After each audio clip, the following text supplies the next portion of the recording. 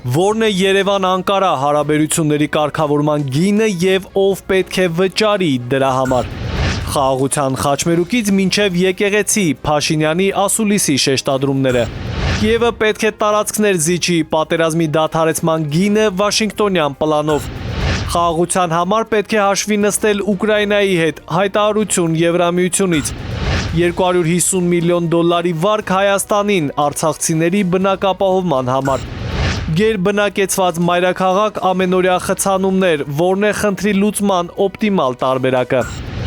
Հարություն Կալենցի աշխարհով մեկ ցրված կտավները մեկ գրքում գույնի ձևը նվիրված վարպետին։ Համաշխարհային թրենդը Հայաստանում, ինչու են երիտասարդները կախվում ցուցանակներից։ Բարի երեկո, հարգելի հեռուստադիտող, օրվա գլխավոր ժամն է կարևորի մասին, տաղավարում Հայկ Նավասարդյանն է աշխատում։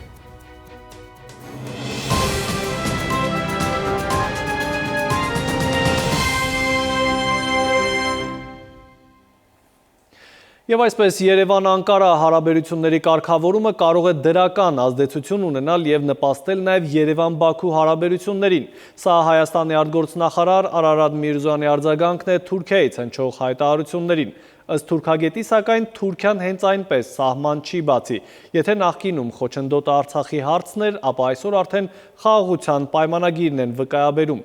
Ինչ երաշխիք ունենք վաղվա համար և արդյոք խաղաղության համաձայնագիրը ստորագրելուց հետո էլ նոր պայմաններ չեն առաջադրի և որն է հայ-թուրքական հարաբերությունների կարգավորման գինը ու ով պետք է վճարի այն։ Մեր երկրի արտաքին գերատեսչության ղեկավար Արարատ Միրզոյանն է արձագանքել Թուրքիայի արտաքին գործերի նախարար Հական Ֆիդանին։ Օրեր առաջ Ֆիդանը հայտնել էր, թե Հայաստանի համար կարևոր է Թուրքիայի հետ հարաբերությունների կարգավորումը եւ եթե Թուրքիան անի դա հիմա, ապա ըստ Ֆիդանի Հայաստանից կխլի Ադրբեջանի հետ խաղաղության համաձայնագիրը ստորագրելու ամենամեծ դրդապատճառը։ Միրզոյանը եւս կարևոր է համարել Թուրքիայի հետ դիվանագիտական հարաբերությունների հաստատումը, սահմանի բացումը։ Դրանից բացի նա կարևորել է նաեւ Ադրբեջանի հետ հաստատված խաղաղության հետագա ինստիտուցիոնալացումը։ Երկու ուղղություններով էլ Հայաստանն անկեղծ ջանքեր է գործադրում, միաժամանակ սակայն այս երկու բաղադրիչներից որևէ մեկը մյուսով պայմանավորված չէ, եւ եթե անպայմանորեն փորձենք դրանց միջև պատճառահետևանքային կապ տեսնել, գուցե պարզվի, որ Թուրքիայի հետ հարաբերությունների ամբողջական կարգավորումը կարող է ոչ թե բացասաբար, այլ ճիշտ հակառակը դրականորեն անդրադառնալ Հայաստանի եւ Ադրբեջանի միջև կարգավորման գործընթացի վրա։ Թուրք վերլուծաբանների դիտարկմամբ հայ-թուրքական հարաբերություններում այսօր ոչ թե խոչընդոտը Ադրբեջանն է, այլ Ադրբեջանն այս դեպքում հանդիսանում է ընդհանրապես գործիք։ Թուրքական ռազմավարության համատեքստում Հայաստանի հետ հարաբերությունները կարգավորելու առումով Թուրքիան չունի քաղաքական դիրքորոշում եւ շարունակում է Ադրբեջանին որպես գործիք միջոց օգտագործել։ Եթե նախկինում իրեն Լեռնային Ղարաբաղի հակամարտության խնդիրն էին բերում, այսօր այդ խնդիրը փոխակերպվել է խաղաղության պայմանագրի ստորագրման եւ ես իրականում չեմ բացառի, երբ որ անգամ այդ հաստատքի ստորագրումից հետո Թուրքիան էլի փորձի ինչ-որ նախապայմաններ առաջ քաշի։ Ըստ թուրքագետի Հայաստանի հետ հարաբերությունների կարգավորումը Թուրքիայի համար հետաքրքիր է, սակայն Թուրքիայում կարծում են, որ հայ-թուրքական հարաբերությունների կարգավորումը վճարվելիք գին ունի։ Այսինքն ինքը ինչ գին կստանա այս հարաբերությունների կարգավորման համար։ Օրինակ, եթե այդ գինը այսպես մինչև 2020 թվականը հնարավոր է ինչ-որ փոխզիջումներով նույն Արցախի հարցում եւ այլն, այսօր էության մեջ Հայաստանը նման գին չունի տալու։ Դրա համար Թուրքիան այս պահին այդքան շահագրգռված չի եւ դրա հետ կապված փորձում է ավելի շատ օգտվել արտաքին ֆակտորից։ Այս դեպքում կարծում եմ նահանգների հետ։ Հական Ֆիդանը նաև հայտնել էր, թե Նախիջևանը եւ Ադրբեջանը միացնող կապի հայեցակարգն ընդունվել է Վաշինգտոնյան հանդիպման ընթացքում։ Արարատ Միրզոյանն այս հարցի առնչությամբ նկատել է, թե օգոստոսի 8-ին Վաշինգտոնում տեղի ունեցած խաղաղության գագաթաժողովում համաձայնեցվել են այդ գործընթացի հիմնական սկզբունքները՝ տարածքային ամբողջականությունը, սահմանների անխախտելիությունը, ինքնիշխանությունը, իրավազորությունն ու փոխադարձությունը։ Սրանց շրջանակներում սահմանված թրիփ ուղին կապելու է թե Ադրբեջանը Նախիջևանի հետ, թե Հայաստանն այլ երկրների հետ, թե ավելի լայն աշխարհագրությամբ տարածաշրջաններն իրար հետ, Հայաստանի եւ Ադրբեջանի միջոցով։ Հայաստանը շահագրգիռ կերպով ակտիվ ջանքեր է գործադրում այն հնարավորինս շուտ կյանքի կոչելու ուղղությամբ։ Թուրքիան եւս մասնակցություն ունենալով այսպես կոչված Միջին-Միջանցքի նախագծի իրականացմանը նախատեսում է բարձրացնել իր դերը տարածաշրջանում։ Եթե ինքը գոտի ճանապարհ նախագծի մասադառնում իդեմս Միջին-Միջանցքի, արդեն իսկ իր դերը բարձրանում է։ Եվ այստեղ բնականաբար կարևորվում է նաեւ մեր տարածքը, Թուրքիայի ռազմավարական մոտեցումն է, երբ որ ինքը փորձում է թուրքական ինտեգրացիայի գաղափարը առաջ մղել։ Եվ Թուրքիան հապաղում է այս հարցում, իրականում Թուրքիան շատ մեծ ցանկություն ունի այս հարցում արագացնելու գործընթացները եւ ունենալ ինչ-որ ձեռքբերումներ կամ ինչ-որ պայմանավորվածություններ ավելի շուտ։ Ըստ վերլուծաբանի այս գործընթացները կարող են իրատեսական հիմք հանդիսանալ Հայաստանի հետ հարաբերությունների կարգավորման համար, սակայն ըստ թուրքագետի դրանք ձգձգվում են, քանի որ այստեղ հայ-ամերիկյան կարևոր գործընթաց կա, որտեղ ԱՄՆ դերը ավելի կարևոր է եւ որի հետ թուրքերը հաշվի նստել չեն կարող։ Նաիրի Մուրադյան, ժամը լրատվական։ Իսկ Հայաստանով անցնող ուղին կարող է ունենալ խաղաղության խաչմերուկ և թրիպ անունը, մյուս ձևակերպումները պաշտոնական Երևանի համար անընդունելի են, հայտարարել է վարչապետ Փաշինյանը արձագանքելով լրագրողի հարցին կապված Բաքվից ամենատարբեր մակարդակներով հնչող հայտարարություններին։ Սյունիքով նախատեսված ճանապարհից մինչև եկեղեցու շուրջ զարգացումներ, ասուլիսին հետևել է Էդուարդ Պողոսյանը։ Գործադիրի նիստը վարելուց հետո նախքան Ղազախստան մեկնել է, վարչապետը գալիս է պատասխանելու լրագրողների հարցերին։ Նախ Սյունիքի թրիփի Թրամփի միջազգային խաղաղության ու բարգավաճման երթուղու մասին շաբաթասկզբին էին նահանգներից հյուրեր եկել։ Պարզվեց աշխատանքային խումբն ամերիկյան կողմում ղեկավարելու է պետքարտուղարի տեղակալի օգնականը, ով է նրա պաշտոնակիցը Երևանում, եւ հիմա փաստաթղթերի ստորագրումից 3 ամիս անց, որ կանգառում են նրանք։ Անցնող մեկ շաբաթվա ընթացքում նոր բուռն իրադարձություններ տեղի չեն ունեցել, ասում է Փաշինյանը։ Որ կա ամեն ինչ այդ շրջանակում է եւ աշխատանքային խումբ ասած ինքը շատ նեղ աշխատանքային խմբի մասին կարող է լինել, որովհետեւ արտաքին գործերի նախարարությունում կա իր պատասխանատուն, բայց դա ավելի լայն համատեքստի հարց է, տրանսպորտային ենթակառուցվածքներ եւ այլն, եւ մեր մոտ նաեւ աշխատանքային որոշակի տրամաբանություն կա, որը փոխվարչապետի մակարդակով համակարգում կա եւ կա արտաքին գործերի նախարարի տեղակալի մակարդակով, որ ամերիկյան գործընկերների հետ աշխատում։ Ամերիկայից հյուրերը գալիս գնում են, Երևանն էլ անընդունելի է համարում, բայց թուրք ու ադրբեջանցի պաշտոնյաները շարունակում են նահանգների նախագահի անունը շրջանցել ու թրիփի ճակատին փակցնել այսպես կոչված Զանգեզուրի միջանցք ցուցանակը։ Այստեղ վարչապետն իր հայտնի թեզն է կրկնում. եթե չենք համաձայնել որևէ հարցում, ապա այդ օրակարգը լեգիտիմ չէ մեր երկրի տարածքում։ Ոչ թե նորից, այլ մի անգամ ասել եմ եւ այդ ասածը անընդհատ ուժի մեջ է։ Հայաստանի Հանրապետության տարածքով անցնող կոմունիկացիաների կամ որևէ բանի անուն կարող է որոշել Հայաստանի Հանրապետությունը։ Եվ մենք ասել ենք, որ Հայաստանի Հանրապետությունով բացի մեր ասածից ուրիշ անունով կոմունիկացիա գոյություն չունի։ Հայաստանում կա խաղաղության խաչմերուկ եւ զուգահեռաբար նաեւ Վաշինգտոնի հռչակագրի ստորագրված արդյունքում կա Trip-Route նախագիծը։ Մնացած ցանկացած այլ տերմինաբանություն վերաբերելի չէ Հայաստանի Հանրապետությանը։ Ինչ վերաբերում է Ադրբեջանում ապօրինաբար պահվող ռազմագերիների խնդրին, որոնց դատավճիռները Բաքվում այս օրերին կարում են, ապա Նիկոլ Փաշինյանը պնդում է, այդ թվում ամերիկյան գործընկերների ուշադրության կենտրոնում են պահում այս հարցը։ Գա Տրամպը այդ թվում հրապարակային խոսել է այդ հարցով զբաղվելու իր հանձնառության մասին եւ ես ներկայացրել եմ, թե մենք երկկողմ մակարդակում ինչ ենք անում այդ խնդրի հետ կապված եւ Միացյալ Նահանգների պետքարտուղարի տեղակալին խնդրել եմ տեղեկություն տալ, թե Միացյալ Նահանգների կողմից ինչ ջանքեր են գործադրվում այդ ուղղությամբ։ Վարչապետն ամերիկյան ջանքերի փակագծերը չի բացում, ավելին չի մանրամասնում, անցում ներքաղաքական, ավելի ճիշտ ներեկեղեցական օրակարգին, ինչու Փաշինյանն այդպես էլ չի նախաձեռնում մեծ հոգևոր հավաքը վաղաշաբաթի կենտրոնական հրապարակում ամենայն հայոց Գարեգին II կաթողիկոսի հրաժարականի պահանջով։ Վարչապետն այստեղ ընդգծում է, մեր երկրում հիմա հոգևոր բարենորոգության փուլ է, ինքն էլ կիրակի օրերին գնում է պատարակների։ Ապա հոգևորականության մթնոլորտը, որ կար, որ հաստատված էր, դա շատ մեծ արգելք էր։ Հիմա այդ արգելքը հաղթահարված է, ամենամեծ խնդիրը լուծված է։ Փաշինյանը շարունակում է պնդել վաղարշաբաթի վերջին տեղական ընտրություններով քաղաքացիները նոր լիցք են հաղորդել, այսպես ասած, Մայրաթոր Սուրբ Էջմիածնի ազատագրման գործընթացին, իսկ մյուս գաղափարները առայժմ շարունակում են հենց այդպես գաղափար մնալ, կնիքները խփված չեն։ Էդվարդ Պողոսյան, ժամը լրատվական։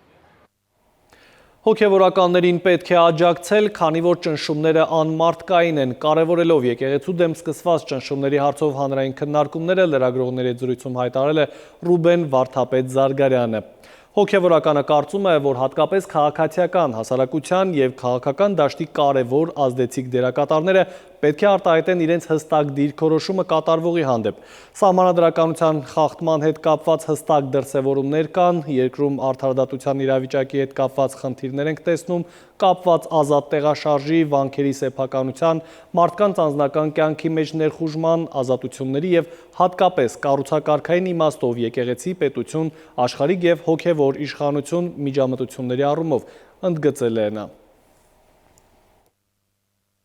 18 թվականից այս կողմ արդեն աստիճանաբար դրանք մտան ինստիտուցիոնալ փուլ, որոշակի օրենքների փոփոխության, որոշակի սահմանափակումների, վերջի տարիներին հատկապես Արցախյան ուրեմն պատերազմի պարտությունից հետո, երբ հստակ հնչեց եկեղեցու կողմից վերաբերմունք, արդեն առճակատում սկսվեց։ Այժմ այն մասին, ինչ ենք պատմելու թողարկման երկրորդ հատվածում։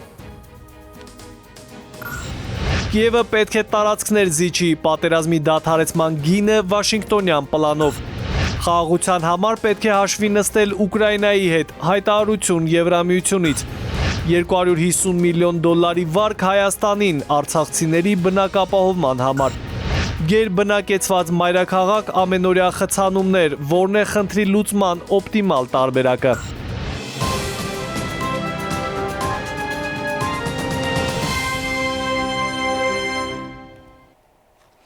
Մենք կրկին ուղիղ եթերում ենք, շարունակենք թողարկումը, այժմ միջազգային լրահոս։ Ռուս-ուկրաինական հակամարտության կարգավորման համար Միացյալ Նահանգների վարչակազմը առաջարկներ է մշակում, հաշվի առնելով Մոսկվայի և Կիևի դիրքորոշումները։ Պետքարտուղար Մարկո Ռուբիոյի դիտարկմամբ պատերազմը ավարտելու համար կողմերը պետք է պատրաստ լինեն դժվար, բայց անհրաժեշտ զիջումների։ Ըստ ամերիկյան լրատվականների, Ուկրաինան պետք է հրաժարվի իր արևելյան շրջաններից ռուսական հետագա ագրեսիայից անվտանգության երաշխիքներ ստանալու դիմաց։ Ռուսաստանի արտգործնախարարության խոսնակ Մարիա Զախարովան սակայն հայտարարել է, որ Ուկրաինայի շուրջ համաձայնության վերաբերյալ Ռուսաստանը Միացյալ Նահանգներից որևէ տեղեկատվություն չի ստացել։ Կիևը դեռևս պաշտոնապես չի մեկնաբանել խաղաղության հաստատման դիմաց Ռուսաստանին տարածքներ զիջելու վերաբերյալ միջազգային մամուլում տարածվող լուրերը։ Դրան զուգահեռ հայտարարություն է հնչում Եվրոպայից, Եվրամիության արտաքին գործերի և անվտանգության քաղաքականության գերագույն հանձնակատար Կայա Կալասը հայտարարել է, որպեսզի Ուկրաինայի հարցով խաղաղության ծրագիրը արդյունավետ և հարատև լինի, այն պետք է ներառի, հաշվի առնի նաև Եվրոպայի և Ուկրաինայի տեսակետները։ Վարչապետ Նիկոլ Փաշինյանը պաշտոնական այցով ժամանել է Ղազախստան, վաղը նախատեսված է Հայաստանի վարչապետի և Ղազախստանի նախագահի առանձնազրույցը, որին էլ հաջորդելու է երկու երկրների պատվիրակությունների մասնակցությամբ ընդլայնված հանդիպումը։ Կառավարությունից տեղեկացնում են, որ Փաշինյանն ու Տոկաևը հանդես են գալու հայտարարությամբ։ Նիկոլ Փաշինյանը Աստանայում այցելելու է նաև Ղազախստանի ազգային թանգարան և Աստանա Էքսպո արհեստական բանականության միջազգային կենտրոն։ Իսկ մինչև Ղազախստան մեկնելը վարչապետի գլխավորությամբ անցկացված կառավարության նիստում քննարկվել է եկող տարվա սեպտեմբերի 1-ից երեխայի ծննդյան միանվագ նպաստը 500,000 դրամ սահմանելու հարցը, անկախ այն հանգամանքից, թե ընտանիքում որ երրորդ երեխան է։ Կշարունակվի նաև ընտանիքում երրորդ և յուրաքանչյուր հաջորդ երեխայի ծննդյան դեպքում տրամադրվող ամսական 50,000 դրամ աջակցությունը։ Նախատեսվում է բոլոր տեսակի նպաստներն ու թոշակները դարձնել անկանխիկ։ Կառավարության մեկ այլ որոշմամբ, եթե Հայաստանի քաղաքացիություն ունեցող ծնողները արտասահմանում ծնված իրենց երեխային մեկ տարվա ընթացքում չգրանցեն Հայաստանում, որպես քաղաքացի կզրկվեն երեխայի համար նպաստ ստանալու իրավունքից։ Մինչդեռ միայն 2024-ին 1450 երեխա միանվագ ծննդյան նպաստ է ստացել այն դեպքում, երբ ծնվել են արտասահմանում ու Հայաստանի քաղաքացիական ակտերի գրանցամատյանում չեն գրանցվել։ Ես չեմ հասկանում, մեր համակարգերը ոնց է, ոչ մեկի մոտ հարց չի ծագում, մենք այդ գումարը Հայաստանից դուրս ենք տալիս, ինչի, այսինքն մենք արտագաղթ ենք ֆինանսավորում։ Այսքան տարի, տասնյակ տարիներով այս գումարները գնացել են, ոչ մեկի մոտ հարց չի ծագել։ Ոչ մեկի մոտ հարց չի ծագել, այս ինչ ենք անում, ասենք, հիմա որ հաշվենք, պատկերացնում եք, քանի տասնյակ միլիարդ դրամ Հայաստանից դուրս է։ Մարդիկ ստեղ աշխատեն, Մոնտե Կարլոյում բան անենք։ Ասիական զարգացման բանկը Հայաստանին 250 միլիոն դոլարի վարկ է տրամադրելու կառավարության հավանությանը արժանացած ծրագրի նպատակը Արցախից բռնի տեղահանված հայերի բնակարանային խնդրի ապահովումն է։ Ֆինանսավորումը ներառելու է նաև 16,45 միլիոն դոլարի դրամաշնոր, հատկացվող վարկի մարման ընդհանուր ժամկետը 27 տարի է, ներառյալ 10 տարվա արտոնյալ շրջանը։ Հայաստանի կառավարության կողմից հաստատված 2024-ի բնակարանային աջակցության ծրագրով Արցախից տեղահանված 3344 ընտանիք արդեն ստացել է հավաստագիր։ Նրանցից սակայն միայն 1263-ն է այն իրացրել։ Մասնագետների կարծիքով վարկային միջոցները հնարավոր կլիներ շատ ավելի արդյունավետ ներդնել, եթե բնակարանի գնման հավաստագրերի փոխարեն արցախցիների համար նոր բնակավայրեր կառուցվեին։ Մենք կառավարությանը առաջարկ էինք արել, կառուցել բանավաններ, այս տարբերակով իրենք կարող էին ավելի արդյունավետ աշխատանք կատարել, պատվիրել շինարարություն կատարեին որևիցե մի ընկերություն, որտեղ նախ կլիներ նոր բնակարան, նոր համայնք կստեղծվեր եւ արցախցիները չէին չարչարվի այդքան գնում են սարսափելի պայմաններով բնակարան, որը ստիպված են, որովհետեւ այլ տարբերակ չկա։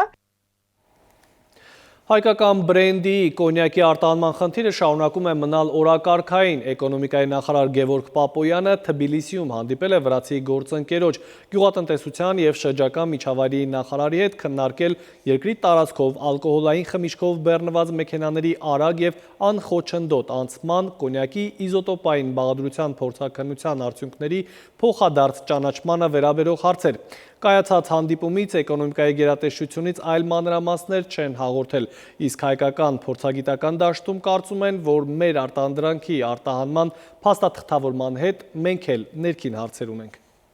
Ի սկզբանե այդ խնդիրները մեր մոտ գալիս է անկախ ոլորտում կոնկրետ ենթաճյուղից, այսինքն կլինի դա վերամշակված, թե պատրաստի գյուղմթերքի արտահանման գործառույթ, անկախ նրանից ինքը ինչ վիճակով է դուրս գալիս, հայկական ապրանք լավանուն, այսպես ասենք, հայկական արտադրության ապրանք։ Բոլոր այդ արտահանման խնդիրները անկախ նրանից, որ երկիր են դուրս գալիս, ԵԱՏՄ-ին ներսում թե ԵԱՏՄ-ից դուրս գալիս է ստանդարտացում չունենալուց, այսինքն ստանդարտների ոչ իդենտիֆիկ լինելուց։ Գյումրիի կալանավորված համայնքապետ Վարդան Ղուկասյանի որդին Սպարտակ Ղուկասյանը ձերբակալվել է քննչական կոմիտեից լրատվամիջոցներին հայտնել են, որ քրեական վարույթի նախաքննության ընթացքում նրա նկատմամբ հարուցվել է հանրային քրեական հետապնդում, մի խումբ անձանց կողմից տեղեկատվական կամ հաղորդակցության տեխնոլոգիաներն օգտագործելով կատարված խուլիգանության համար։ Եթե տարիներ առաջ տնից աշխատանքի և հակառակ ուղղությամբ հնարավոր էր հասնել հաշված րոպեների ընթացքում, ապա այսօր արդեն կարելի ասել այդ հաշվարկը էլ չի գործում։ Սովորական դարձած խցանումների պատճառով, օրինակ կենտրոնից Արաբկիր հասնելու համար 1 ժամից ավելի ժամանակ է անհրաժեշտ։ Խցանումների խնդիրը սակայն միայն քաղաքի ներսում չէ, քաղաքից դուրս էլ, թե առավոտյան, թե երեկոյան ժամերին կարելի է հանդիպել մի քանի բալ գնահատվող խցանումների։ Ինչ անել գերբնակեցված մայրաքաղաքում, որպեսզի հնարավոր լինի տեղաշարժվել։ 10 բալոնոց խցանումները անկախ օրվա ժամից եւ առիթից Երևանում սովորական երևույթ են դարձել։ Արդեն երկար ժամանակ է, ինչ մարդիկ իրենց օրը պլանավորում են խցանումների հաշվարկով։ Այսինքն, այսինչ վայրում կլինեն ոչ թե 30 րոպեից, ինչպես միշտ էր, այլ ժամ 20-ից, հաշվի առնելով խցանումները։ Որպես պատճառ նշվում է ներկրվող մեքենաների մեծաքանակությունը։ Միայն վերջին 1 տարվա ընթացքում Երևանում գրանցվել է 11000 նոր մեքենա։ 10000-ը վերջին տարիներին ամենացածր ցուցանիշն է եղել Հայաստանում գրանցվող մեքենաների։ Հետևաբար ասենք, որ 10,000-ը դες չի խաղում, հատկապես այն ֆոնի վրա, որ առնվազն 400,000 մեքենա Երևան քաղաքում շահագործվում է։ Այդուհանդերձ հարց է առաջանում. ի՞նչն է մեքենաների դանդաղ ընթացքի պատճառը կամ պատճառները։ Չէ՞ որ եղել են տարիներ, երբ Հայաստան եւ մասնավորապես մայրաքաղաք շատ ավելի մեծ թվով մեքենաներ են մտել։ Միջին անցող ունակություն կա, միջին արագություն կա։ Երևանում լավագույն դեպքում կազմել 22.5 կմ/ժ, բայց հիմա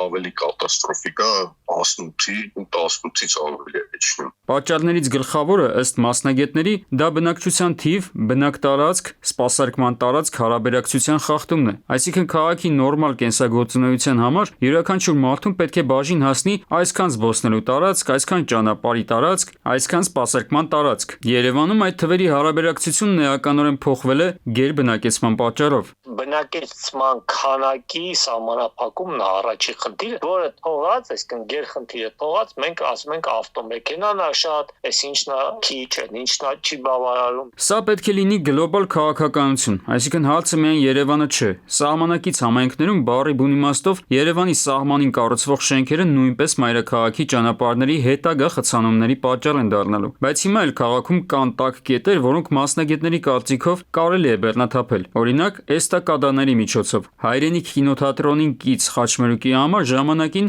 նման նախագիծ էր առաջարկվել։ Չարբախի սարավ մասը, որը որ հայտարարությունն է, ու այդ 15 թաղամասի կալցեվոյ է հայտ, որտեղ որ մարդիկ օրեր են ամուսկացնում։ Կա մեկ այլ, ավելի կոպիտ լուծում եւս։ Բեռնատարների մուտքը Երևանի որոշ վարչական շրջաններ թույլ տալ միայն գիշերային ժամերին։ Մյուս լուծումը Երևանի տարբեր վարչական շրջաններում մասնավորի հետ համատեղ ստորգետնյա եւ վերգետնյա ավտոկայանատեղիների կառուցումն է։ Եթե դրանք լինեն մետրոյի կայարաններին մոտ, շատ ավելի լավ։ Մարդիկ իրենց մեքենաները կկայանեն դրանցում եւ քաղաքի կենտրոնում կերթևեկեն հանրային տրանսպորտով։ Արմեն Նաթալյան, ժամը լրատվական։ Եվս մեկ դադար ունենք, կվերադառնանք րոպեներ անց։ Համաշխարհային թրենդը Հայաստանում, ինչու են երիտասարդները կախվում ցուցանակներից։ Մեդիա աշխարհը ինչպես կանցնի ուրբաթը ավելին հաջորդիվ։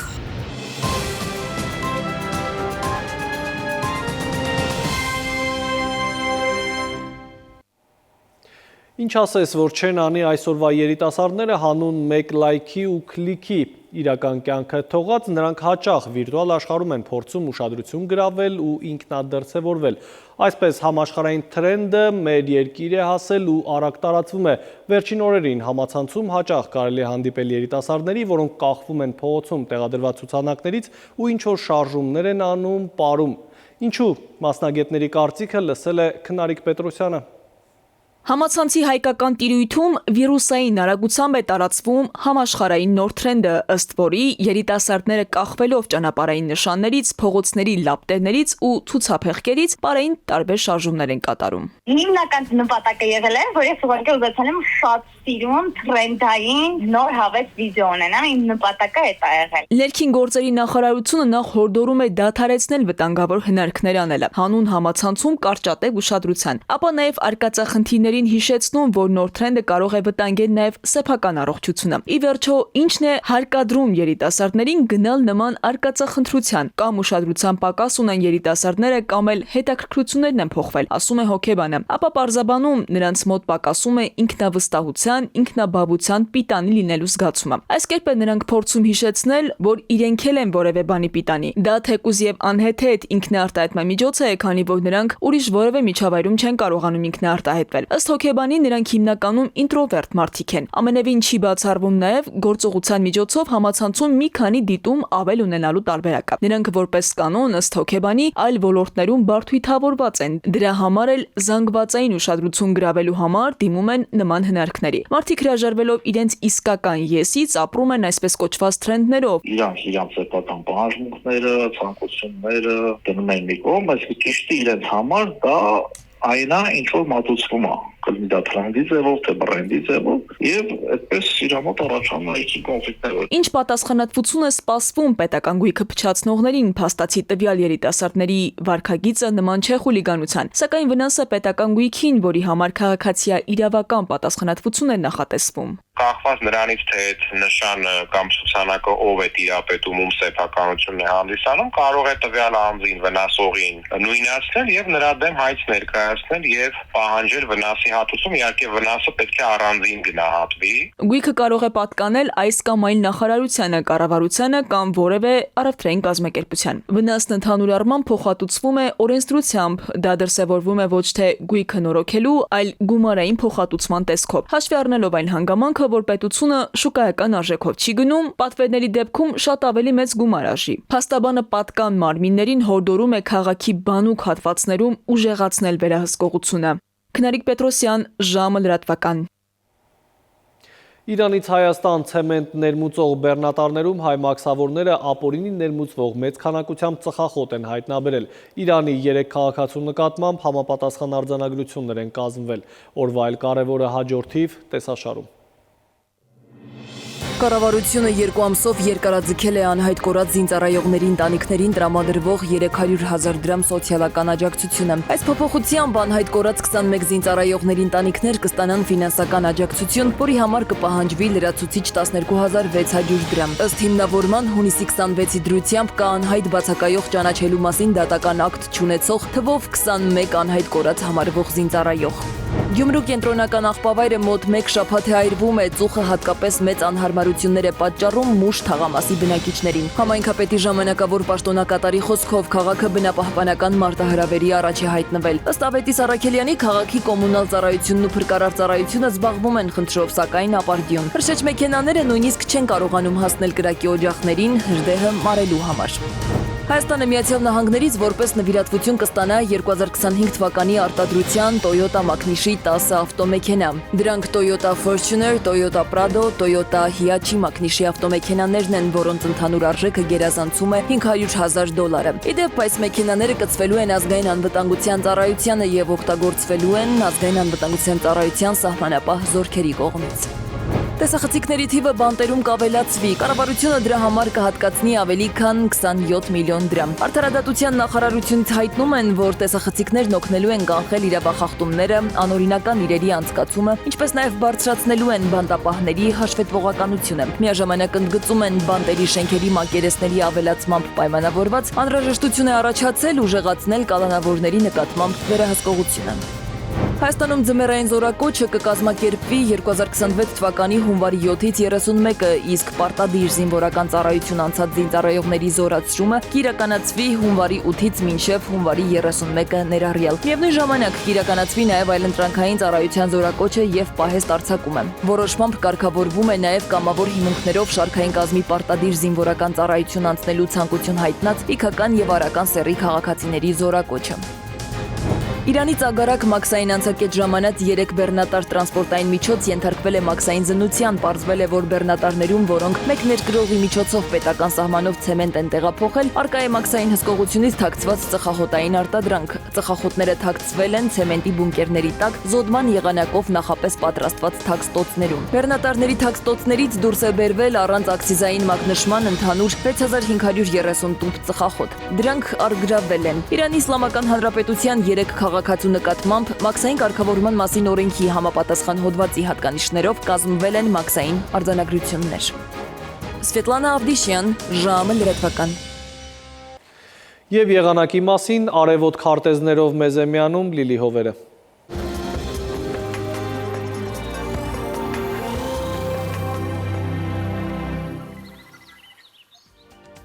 Բարի երեկո, եղանակի տեսության հովանավորն է Ֆերոսի ապրանքանիշը։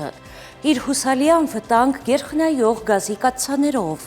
Դրանք պաշտոնապես ներկայացված են էքստերիեր խանութ սրահներում։ Ֆերոսի եղանակ ստեղծող կաթսաներ։ Մետեո աշխարհ նախ Հայաստան։ Մեր երկրի մեծ մասում ուրբաթը կանցնի լիարժեք արևոտ երկնքով, առանց ստեղումների։ Ջերմաստիճանը կբարձրանա ևս 3 նիշ։ Վաղը ցերեկը Շիրակում, Կոտայքում, Գեղարքունիքում, Արագածոտնի եւ Վայոց ձորի լեռնային գոտիներում կդիտվի 10-ից 16 աստիճան։ Վայոց ձորի եւ Արագածոտնի նախալեռներում կանխատեսվել է 13-ից 17, Լորիում 18-ից 21, Տավուշում 20-ից 23 աստիճան, Արարատում Արմավիրում կդիտվի 15-ից 17, Սյունիքի հովտային գոտիներում սպասվում է 20-ից 24, Սյունիքի նախալեռներում 16-ից 20 աստիճան, Երևանում օրը կանցնի առանց ստեղումների արևոտ երկնքով, այս գիշեր սպասվում է 0-ից 2, ցերեկը 14-ից 16, երեկոյան 7-ից 9 աստիճան։